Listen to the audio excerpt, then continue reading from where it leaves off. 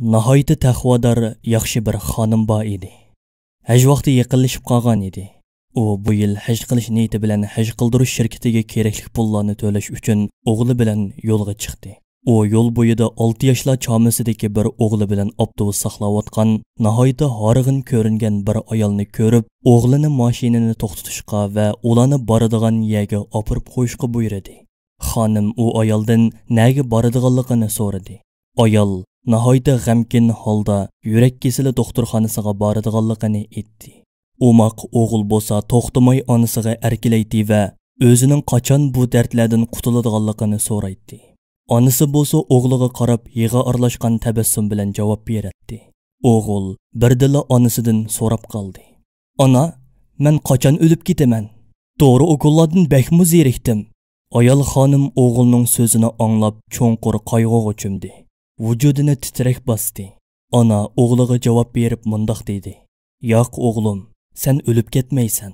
Seni yaxshi ko'radigan singling bilan birga xushal-xuram yashaysizlar." Ayol xonim o'g'liga mashinani to'xtatishga buyurdi va mashinaning orqasiga o'tib bolani quchog'iga o'ltirg'izib, "Sen qaltis bola ekansan, bolam. Kulkang nima degan umoq ha?" dedi.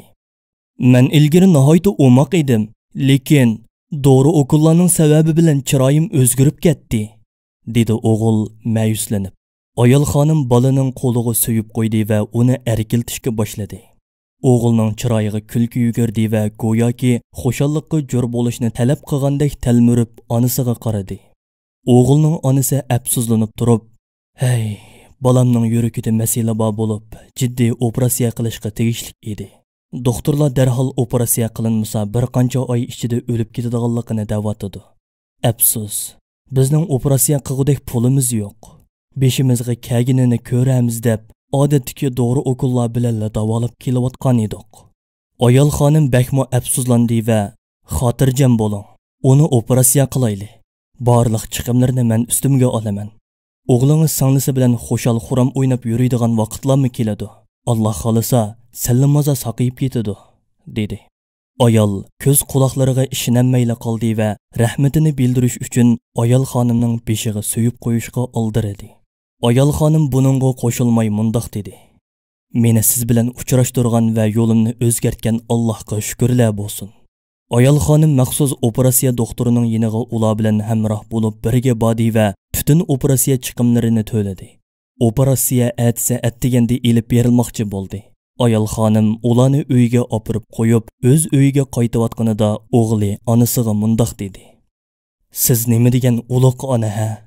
Tonimaydigan bir ayolning bolasini davolash uchun haj qilmoqchi bo'lgan pulingizni ishlatib etdingiz.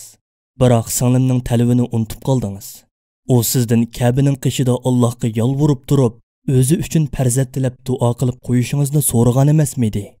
Ayol xonim tamkinlik bilan mundoq javob berdi: "Jinim o'g'lim, Payg'ambar alayhissalom mundoq degan edi. Har kuni atdiganda ikki farishta tushib, biri ey Alloh, saxovatchi bandangning pul miliga barakat ato qilgin deydi.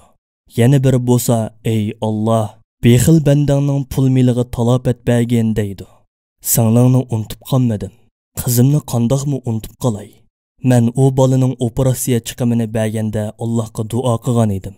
Alloh duoyimni cho'qim ijobat qiladi", dedi. Operatsiya muvaffaqiyatli bo'lgan bo'lib, bolaning kesili sallamaza saqayib ketdi. Uzun o'tmayla ayol xonimning qizi o'zining homildor ekanligini bishorat berdi. Alloh haqiqatan har narsaga qodirdir.